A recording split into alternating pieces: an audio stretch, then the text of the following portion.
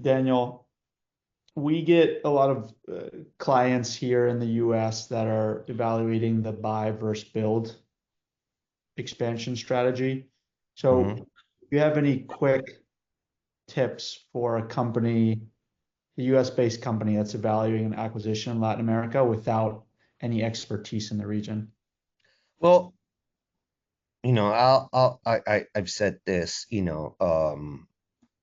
many times, which is it's hard to buy scale in America. It's difficult. Um, it's There are just simply not that many, you know, large companies in Latin America.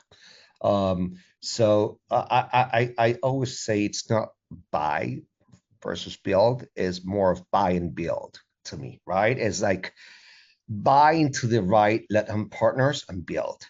That's what I advise usually when they ask me is, are you going to find, that you want to come in and get, find a company that has 400 people already working, and the revenues, it's hard.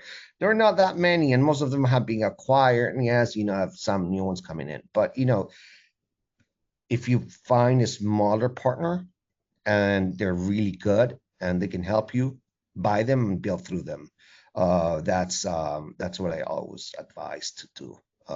Which is what they did with us, right? Which is that was part of the thesis of everything. Is like, you know we were the first company with the that was acquiring in our group that had footprint in America, and now we're up to, I don't know, 600 employees in America. I don't know the last number. I don't recall.